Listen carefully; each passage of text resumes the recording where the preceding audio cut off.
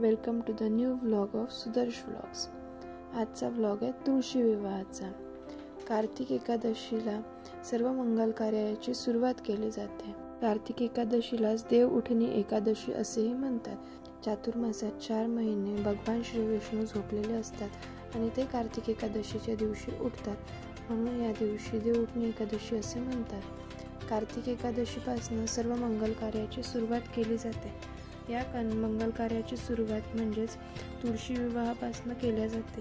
कार्तिक शुद्ध द्वादशीपासून तर कार्तिक पौर्णिमेपर्यंत अर्थात त्रिपुरारी पौर्णिमेपर्यंत तुळशी विवाह केला जातो। तुळशी विवाह करण्यामागची एक कथा अशी की जालिंदर नावाच्या एक असुराची पत्नी वृंदा अतिशय पतिव्रता होती। तिच्या पुण्यप्रभावामुळे तो देवांनाही अजिंक्य झाला होता। वृंदेला भ्रष्ट केल्याशिवाय जालिंदराचा प्रभाव शक्य नाही हे देवतांना माहिती होते, म्हणून भगवान श्री विष्णूंनी जालिंदराच्या अनुपस्थितीत त्याचेच रूप धारण करून त्याच्याच महाली जाऊन वृंदेचे सत्वहरण केले। सती वृंदा हीच पुढे तुळशी रूपाने प्रगट झाली, परंतु देहत्याग करताना तिने विष्णूंना दगड शालिग्राम होण्याचा शाप दिला। विष्णूनेही तिला तुळशीचे रोप होण्याचा पश्चाताप दिला। वृंदेच्या प्रतिव्रतामुळे संतुष्ट होऊन विष्णूने तिला वरही दिला। तुळशीची पूजा केली जाईल आणि या घटनेची स्मृती म्हणून शालिग्रामाशीच अर्थात श्री विष्णूशी म्हणजेच कृष्णाशी तुळशीचे लग्न लावले जाईल।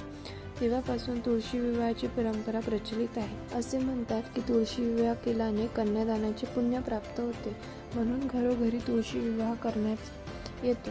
तुळशी विवाहाच्या आदल्या दिवशी तुळशीचे वृंदावन गेरू चुन्याने रंगवून सुशोभित केले जाते आणि लग्नाच्या दिवशी सुंदर साडी नेसवून सौभाग्य अलंकार घालून तुळशीवर आरास केली जाते। तुळशीची आणि कृष्णाची षोडोपचारानुसार आपल्या घरातील परंपरेनुसार पूजा केली जाते आणि दोघांच्या मध्ये अंतरपाठ धरून मंगलाष्टका म्हणून विधिवत लग्न लावले जाते।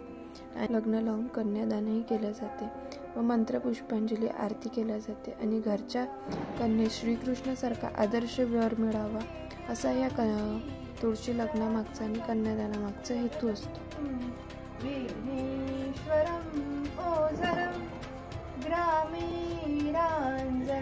बहुसंस्थिता गणपती कुर्यात् सदा मंगलम वधूवर्यो शुभं भवतु सावधान।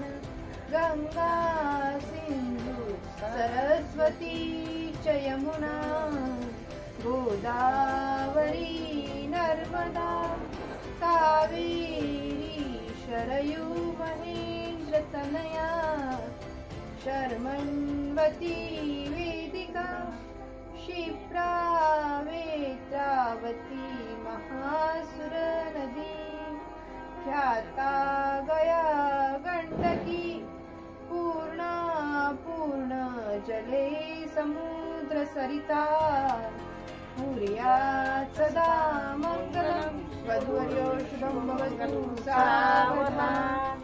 मंगलाष्टका आटोपल्यावर मिस्टरांनी तुळशीकडून कृष्णाला हार घातला आणि कृष्णाकडून मी तुळशीला हार घातला।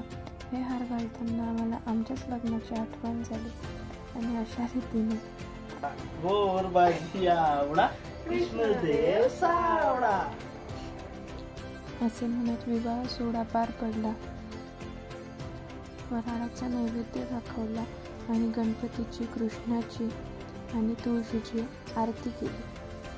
आरती झाल्यावर थोडंसं नवरदेव नवरीसोबत फोटोशूट केला आणि फोटोशूट झाल्यावर फटाके फोडले। फटाके फोडायसाठी फुलझडी लावली। ती फुलझडी इतकी मोठी होती की तिच्या नंतरासोबत आमची गंमत झाली। फुलझडी बघा एवढी मोठी आहे, लागतच नाही हो, लागतच नाही, बिलकुल लागणारच नाही लवकर। जेवढी महाग तेवढी जास्त अटकेल हिच्यासारखी, हे जेवढी लंबी तेवढी अटकेल। बायको सारखी फुलझडी आहे, लवकर चालूच होत नाही। हे बघा तुम्ही पाहून लवकर चालूच होणार नाही, हे चालूच होत नाही।